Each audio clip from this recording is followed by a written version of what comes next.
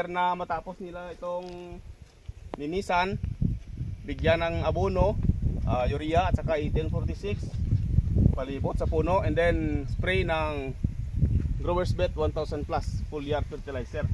Yun mga ka-farmers, nandito tayo ngayon sa farm ni Sir John. At yan, kung makita po ninyo, ang kanyang mga tanim dito ay na palinisan na. Ayan, kung makita po ninyo sa previous videos natin, ay sobrang yabong ng damo dito. So ngayon, ito ay naglinisan na nila nung dani, yung mga caretaker na dito. Pinagrass cutter itong mga mahabang damo at pina-round weeding itong mga puno ng saging. So dito, mayroong na mayroong nabuhay na tatlo. Yan. So ito mga ka-farmers, so tingnan niyo. Yan, tatlo ang tumubo. So kailangan nating tanggalin ang dalawa at ilipat natin. Basta no? Gusto nga bibila mo. Ito pala mga ka-farmers, subwal itong tinanim dito, kaya tatlo ang tumubo. So para mapakinabangan natin itong dalawa, kasi hindi naman pwedeng sabay-sabay natin silang palakihin, tanggalin natin ang dalawa at ilipat natin. Hindi na ipas na nga.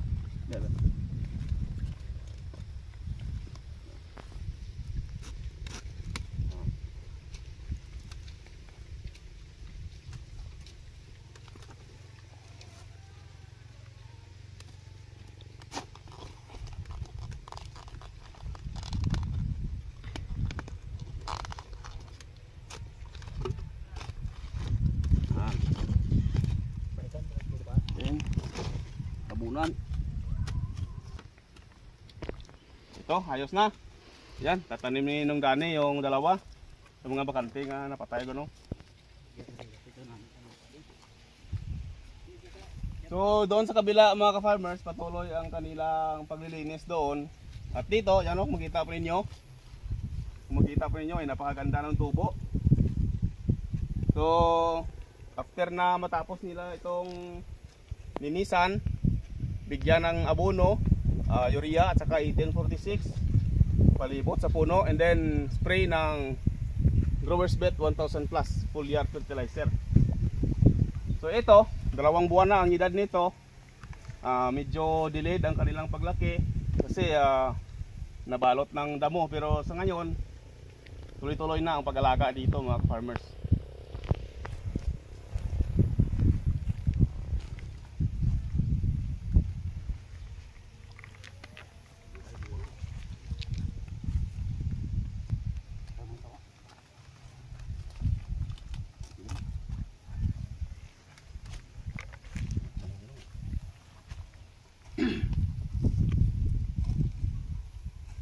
So ito ang advantage mga farmers kung subwal ang tinatanim natin, dahil magbibigay siya ng maraming suhi.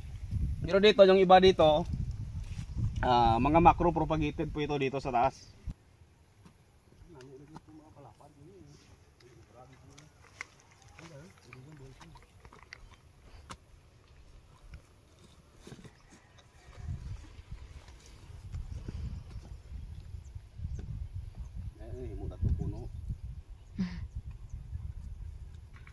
Pag palang niya.